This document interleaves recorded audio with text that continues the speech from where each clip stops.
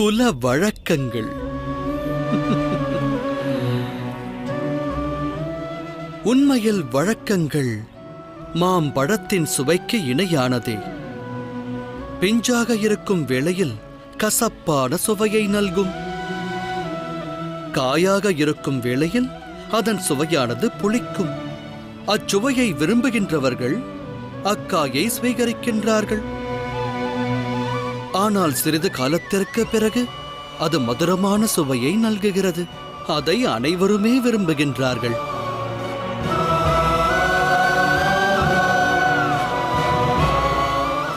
ஆனால் குறிப்பிட்ட காலத்திற்கு பிறகு அந்த கனி அழுகத் துவங்கும். அதிலிருந்து துர்மணம் வீசும் கங்கை மைந்தரே, அதை உண்பவர்கள் நோய்வாய்ப்படுவார்கள். முடிவில் அக்கனி எவருக்கும் பயன்படாத நிலையை அடைகின்றது. அனைவரும் அதை புறக்கணிப்பார்கள். நான் வழக்கத்திற்கு விரோதமானவன் அல்ல கங்கை மைந்தரே. ஆனால் குல வழக்கம் துக்கத்தை விளைவிக்குமானால், கதியற்றவனுக்கு சதி செய்யுமானால், அக்குல வழக்கத்தினை பூமியினில் புதைத்து புது வழக்கத்தை தோற்றுவிப்பதே நல்வழியாகும். எந்த வழக்கமானது சதி செய்கின்றது? இதை நிச்சயிப்பது யார்?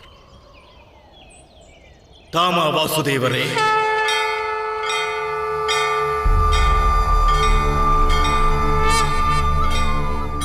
நான் அல்ல. அதை காலமானது நிச்சயிக்கும். காலத்தின் மாற்றத்தை அனைவரும் ஏற்க வேண்டும் கங்கை மைந்தரே. அரச குலத்தைச் சேர்ந்த அனைவரும் இதை அறிய வேண்டியது அவசியம். கால மாற்றத்தால் அனைவருக்கும் நல்வாழ்வானது பிறக்கும் என்பதை உணர வேண்டும். அதற்கேற்றவாறு அரச குலம் தன் போக்கை மாற்ற வேண்டும்.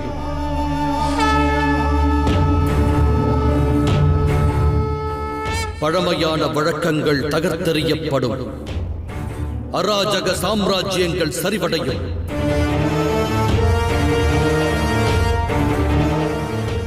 அச்சமயத்தில் புது தர்மமானது தோன்றும். புது யுகமானது பிறக்கும் கங்கையின் மைந்தரே.